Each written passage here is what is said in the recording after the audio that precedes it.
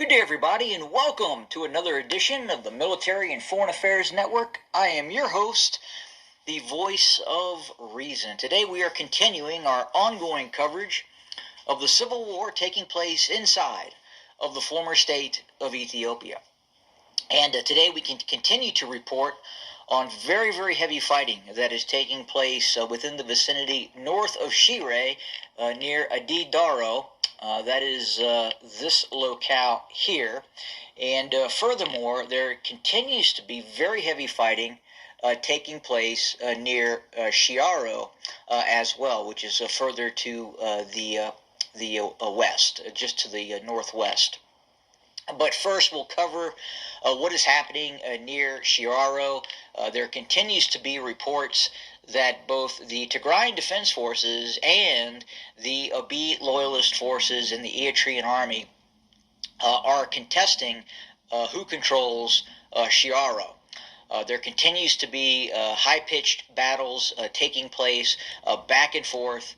We've also received credible reports out of the area that indicates that Abiy loyalist forces are being forced to the front, and Eritrean forces are acting more or less as barrier forces for some of these Abiy loyalist forces, preventing them from retreating upon contact with the Tigrayan Defense Forces. So what happens usually in these cases is you'll have an engagement. The Abiy loyalist forces, or the ENDF, the Ethiopian National Defense Forces of the former state of Ethiopia, will then retreat into the withering fire of the Eritrean army, who again is acting as barrier troops to prevent the retreat of Abiy loyalist forces. We do know that many of the Abiy loyalist forces are semi-conscripted forces, some of which have volunteered, but with very, very limited military training. We had received initial reports that some of the forces that were being deployed to Eritrea were higher grade members of the various Abiy loyalist commando divisions, which are more or less of brigade size, 5,000 to 6,000 personnel. But it would appear that even those forces are seemingly not doing very well when they get into first contact with the Tigrayan Defense Forces. And it's a bit disturbing that in all probability some of these Eritrean units are acting as barrier forces to prevent the Abiy loyalist forces from retreating. So very, very interesting tidbit of information.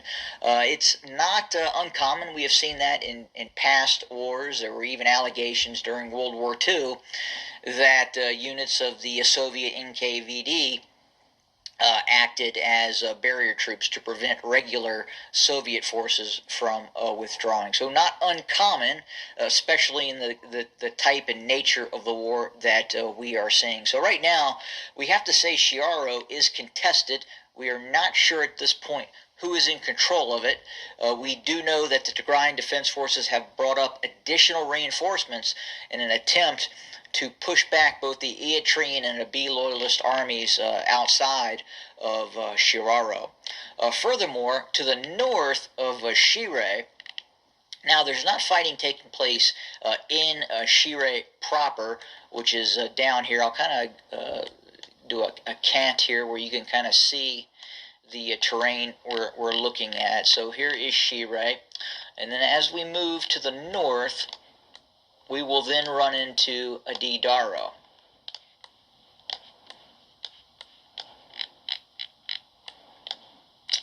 And what we're hearing within the vicinity of Adidaro is that initially the Abiy loyalist forces, the Eritrean army, in conjunction with each other, had moved in after some very, very bitter fighting into parts of Adidaro. It does appear right now that the Tigrayan Defense Forces are at this point willing to fight in urbanized combat, especially in Adidaro and some other places that we have seen. So again, Adidaro seems to be contested. The the Eritrean army moved into Adidaro, and then the Tigrayan Defense Forces have since counterattacked into Adidaro itself, and we're continuing to see high-pitched battles taking place within the vicinity of Adidaro. The Eritrean army is attempting to press down this major roadway with the intent of seizing control of Adidaro, while the Tigrayan Defense Forces are on the southern end of Adidaro, while at the same time continuing to occupy strong points both to the west of Adidaro and to the east of Adidaro. So we could possibly anticipate to see some sort of enveloping action, or we are in the process of seeing said enveloping action as we speak. And what we've seen in the past is Eritrean or B loyalist forces would move in mass to, say, a city such as Adidaro, and then the Tigrayan Defense Forces would then cut off routes into of Adidaro, and then encircle Adidaro, and then demand that those forces capitulate prior to an all-out assault on Adidaro. But right now, again, very heavy fighting is taking place in and around Adidaro. It too is contested. We cannot say for certain that the Eritrean army or of the loyalist forces control Adidaro, and we cannot say for certain if Tigrayan Defense Forces control Adidaro at this point as well. But that's where we kind of set right now. We have received more reports of additional B loyalist forces captured within the vicinity of both north of Shire and near Shiraro. We've also seen Eritrean army units, Eritrean army regulars in Eritrean army uniforms, also that have been captured in mass within the vicinity of both Adidaro to the north of Shire and near Shiraro. Now, we quite frankly anticipated initially that the Tigrayan Defense Forces would fall back and look for higher terrain, look for the mountainous terrain where they excel at fighting, and not put up a lot of resistance near Shiraro and possibly even Adidaro. But right now, we are actually seeing that. We are seeing very well defended positions by the Tigrayan Defense Forces attempting to contest and prevent Eritrean army units from moving into near Shiraro and some other places within this area of the theater of operations. This would be more or less the northwestern area of operations that we are seeing. As we move down towards the Rama front, again, we are not seeing the Eritrean army make a lot of headway in its attempt to move towards or along this area here, the Rama front. That would open up the door towards Adwa, and from our understanding in Axum and our understanding is that the Eritrean army is still fighting in the border areas near Rama front. Additionally, if we move towards Zalambasa, again, this would be the gateway towards Adigrat, and then eventually towards Mekelle due south. Again, same situation. And we anticipate that this area is probably some of the best and well-defended areas. Again, it's very mountainous terrain, a lot of hills, a lot of areas in which the Tigrayan Defense Forces can dig in and prevent the Eritrean army from doing a lot of maneuver operations further south. And I'm just moving around the battlescape where you can kind of see the terrain that we're looking at right now. So you kind of go into some fairly flat areas near the border, and then very, very quickly it becomes very hilly. And the roadways in some of these areas are very rugged, a lot of unpaved areas. But again, this is kind of the terrain that the Tigrayan Defense Forces excel in. And as the Eritrean army were to press south towards the first set of some of these northern cities,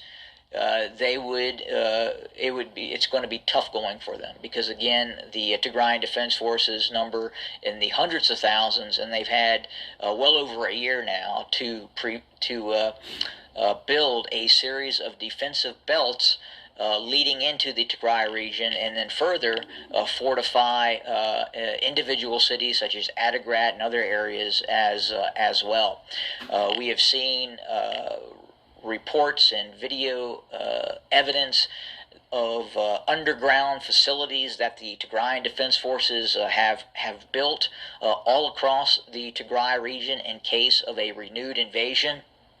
And if the first invasion of the Tigray region, which took place in late 2020, if the B loyalists in the Eritrean army felt that they moved rather quickly, what they're experiencing right now is a completely different type of environment right now. Again, a fully mobilized Tigrayan Defense Forces that are operating in some very, very well-prepared defensive positions all across the Tigray region. So again, not a lot of movement in terms of the Eritrean military or a B loyalist forces' ability to move within the vicinity of Zalambasa, Rama. The only area that they've right now they've threatened in terms of taking control of cities is again Shiraro, and further north is just to the north of Shire, and that's kind of where we sit right now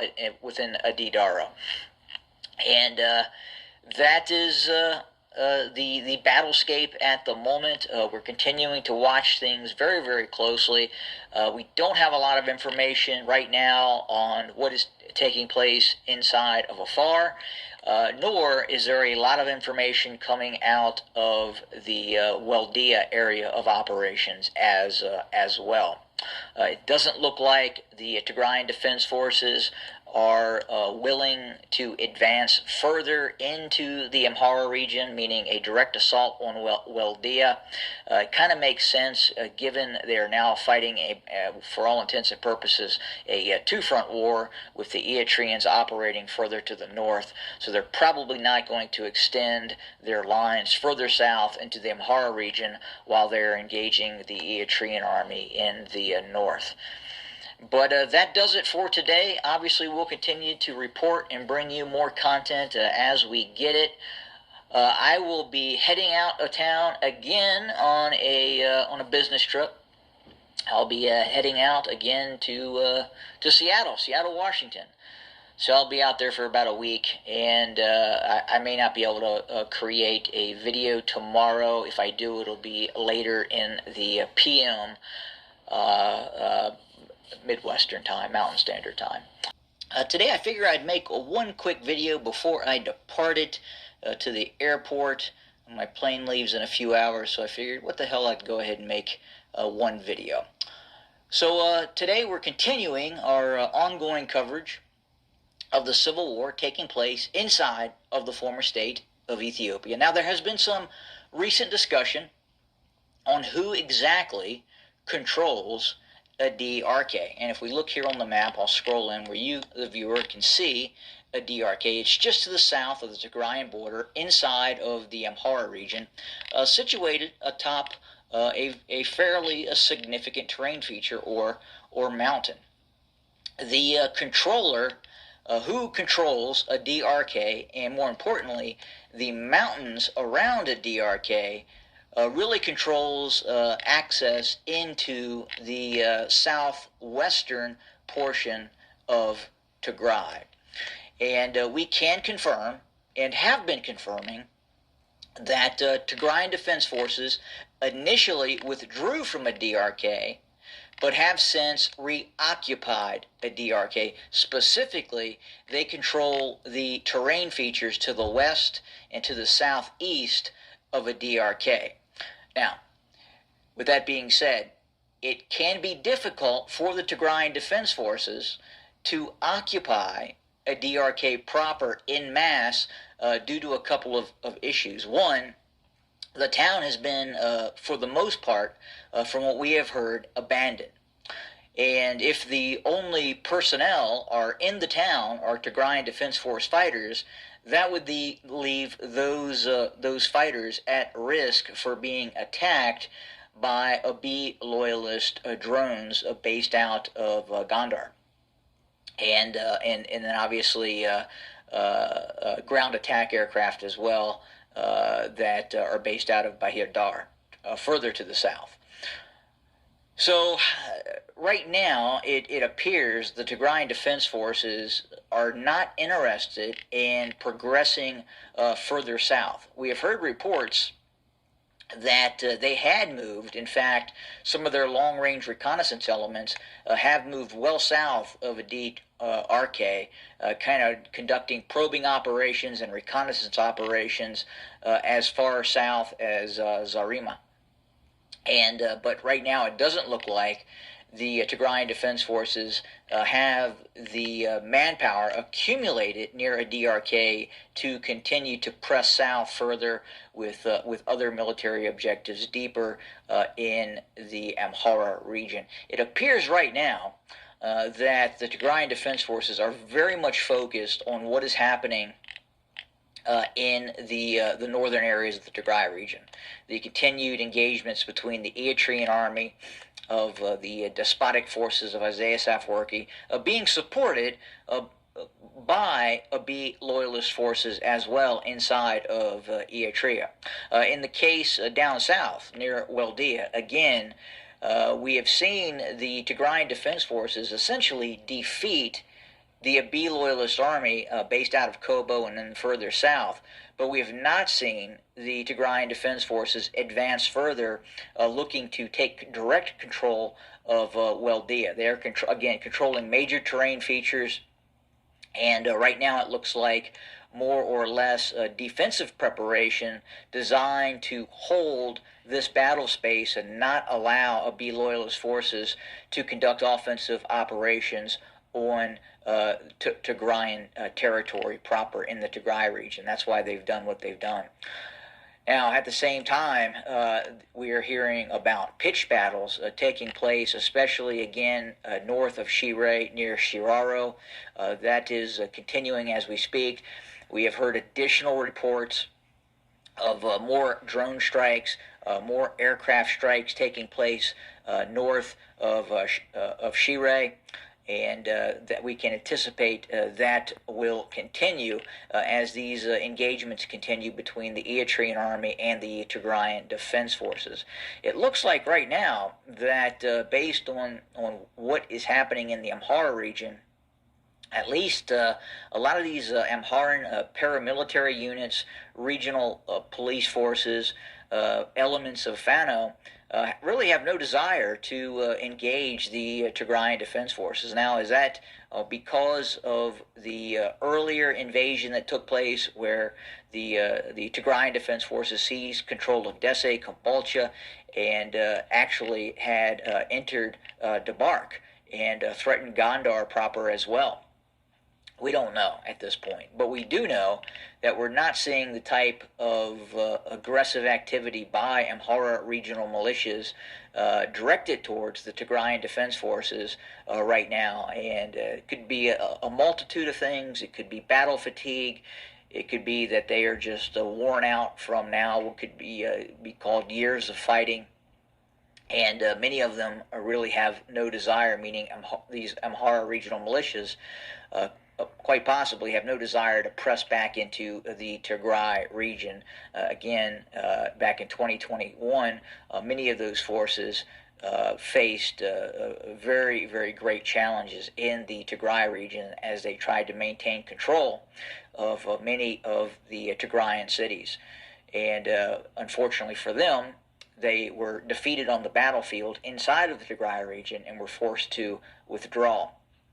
But right now, it looks like the Tigrayan Defense Forces are practicing what you could only define as a win, hold, win strategy, meaning they are attempting to win in the north, defeat the Eritrean military, then possibly we could see it turn and then face south towards the prospect of removing Abiy Ahmed from power. But that's putting the cart before the horse. We'll see how things pan out in the north with the ongoing battles taking place between the Tigrayan Defense Forces and the joint forces of the Abiy loyalists and the Eritrean army taking place near Shire, Rama, and Zalambasa in the north.